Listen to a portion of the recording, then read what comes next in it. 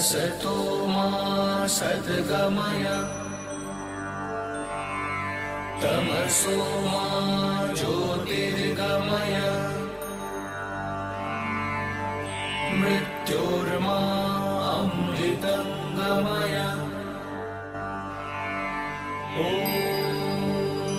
शान्ति शान्ति शान्तिः।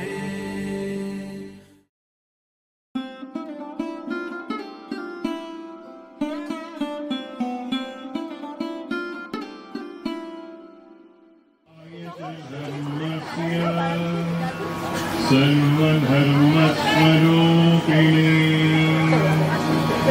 अवतारवरिष्ठाय रामकृष्णाय ते नमः। माँ माँ मागो ठाकुर अरे तुई आय आय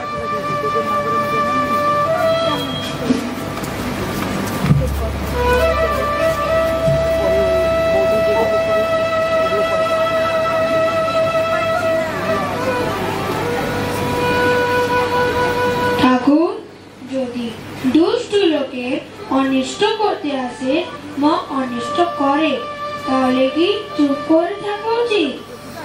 লোকের সাথে বাস করতে গেলে আপনাকে রক্ষা করার জন্য একটু তমগুণ দেখানো দরকার, কিন্তু দুষ্ট লোকে অনিষ্ট করবে বলে উল্টে তাদের অনিষ্ট করা উচিত নয়। তোকে একটা গল্প বলি, শোন। এক মাঠে, সেই মাঠে এক ভয়ানক বিষধরী সাপ ছিল। সকলেই সে সাপের থেকে খুব সাবধান থাকতো। একদিন এক ব্রহ্মচারী সেই মাঠের পথ দিয়ে আসছিলেন। রাখালেরা দৌড়ে এসে বললেন,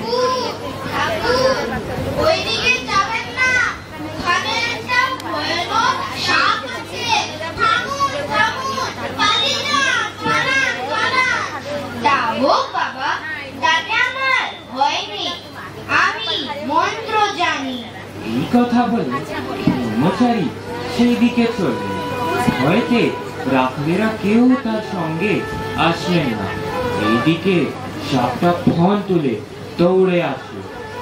কাছে আসতে না আসতে ব্রহ্মচারী যেই একটা মন্ত্র পড়লেন, অগ্নি সাপটা পায়ের কাছে পড়ে থাকলো। ওরে, তুই পরের হিংসা কেন করে বেড়াস? আয়, তোকে মন্ত্র দি। এই মন্ত্র জপ করলে তোর ভগবানের ভক্তি হবে, ভগবান লাভ হবে, আর হিংসা প্রবৃত্তি থাকবে না। মন্ত্র নেওয়ার পর সাপটা জিজ্ঞাসা করলেন, ঠাকুর, কি করে সাধনা করব বলুন? তুই এই মন্ত্র জপ কর, আর হিংসা করিস না, আমি আবার আসব। এইরকম কিছুদিন যায়। রাখালেরা দেখে সাপটা কামড়াতে আসে না। খেলা মারলেও তবু রাগ হয় না, যেন কেঁচোর মতন হয়ে গেছে। একবার একজন রাখাল কাছে গিয়ে ল্যাজ ধরে তাকে খুব ঘুরপাক দিয়ে আছড়ে ফেলে দিল।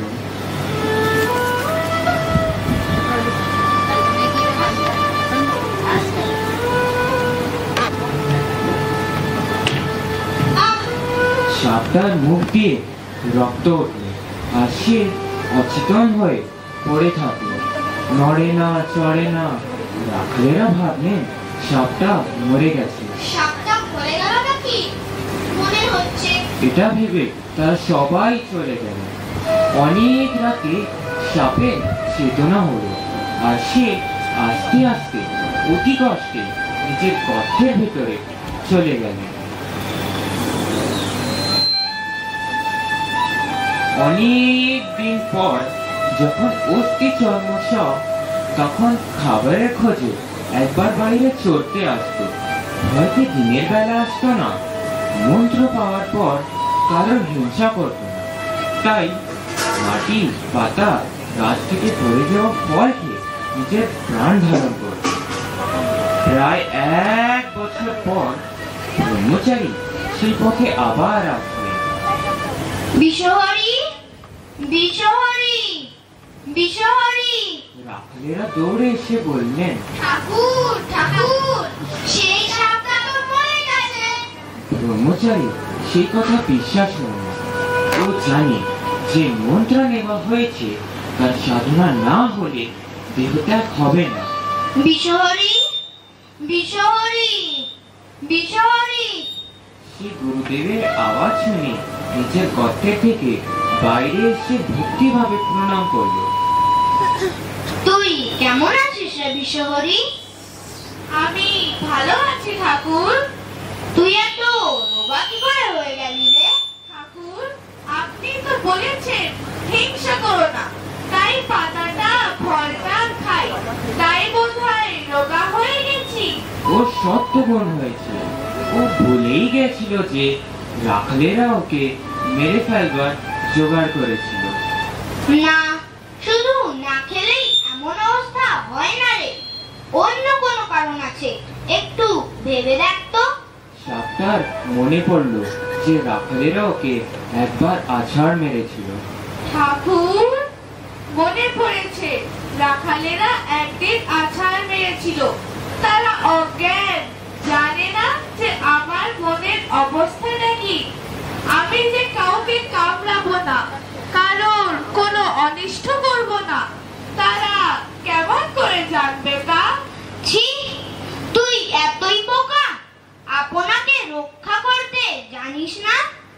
আমি তোকে কামড়াতে বারণ করেছিলাম, ফস করতে না। ফস করে তাদের ভয় দেখালি না কেন? আমার মনে থাকবে ঠাকুর। আপনাকে রক্ষা করার জন্য তমগুণ দরকার, ফস করে তাদের ভয় দেখাতে হয়, বিষ ঢালতে নেই, মনে রাখবি।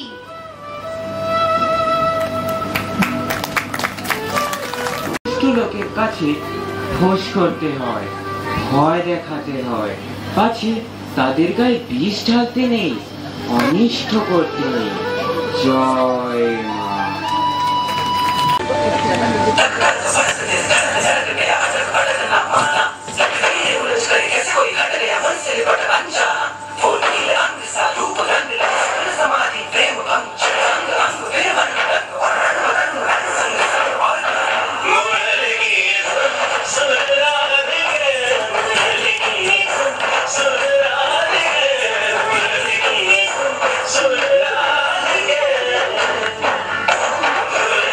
Say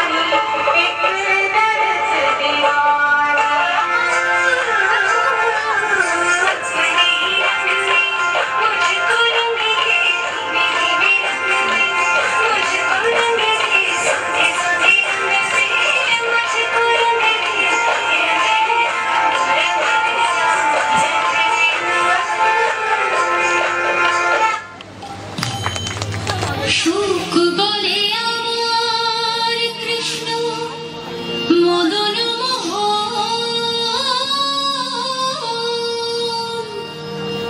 আহা সুখ বলে আমার কৃষ্ণ মদন মোহন। আর শাড়ি বলে আমার রাধা বামে যতক্ষণ নইলে শুধুই মদন বৃন্দাবন